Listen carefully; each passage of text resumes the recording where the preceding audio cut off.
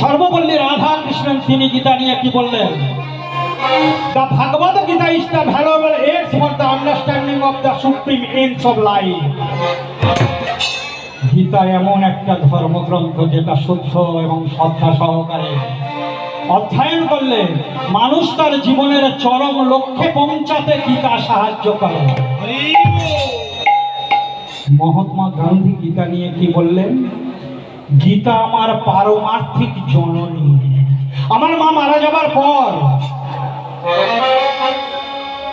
আমি যখন খুব ভেঙে পড়েছিলাম, আমার কোনো কাজে আমি মনোনিবেশ করতে পারি না, দেহের মধ্যে শক্তি নেই, মনে কোনো উৎসাহ নেই, তখন আমি গীতা অধ্যয়ন করলাম।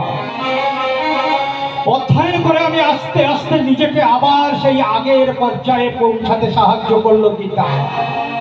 তাই গীতা আমার পারমার্থিক জননী। নেতাজি সুভাষচন্দ্র গীতা নিয়ে কি বললেন? গীতা নিয়ে তিনি বললেন, একদিন থাইল্যান্ডের থেকে ফিরছিলেন নেতাজি, তার সঙ্গে যে অফিসার ছিল সে বললেন, নেতাজি আপনাকে তো খালি হাতে ফিরতে হলো। তার প্রতি উত্তরে নেতাজি কি বলেছিলেন জানেন? বলেছিলেন, কে বলেছে আমি খালি হাতে ফিরছি? আমার সঙ্গে কি থাকে জানো? আমার সঙ্গে থাকে আমার মা বাবার ফটো, জপমালা আর ভাগবত গীতা।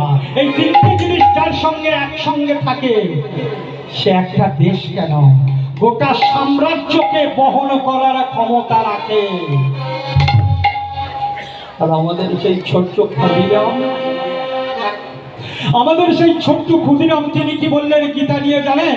যখন তাকে ইংরেজ জজ আদেশ দিলেন, ফাঁসির অর্ডার করলেন, তখন হো হো করে হেসে উঠলেন আমার ওই ছোট্ট ক্ষুদিরাম।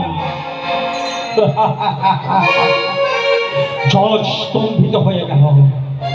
ওর ফাঁসির অর্ডার দিলাম আর ও হাসছে।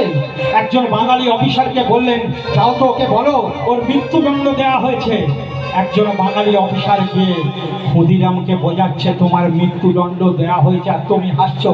তিনি তখন আরো জোরে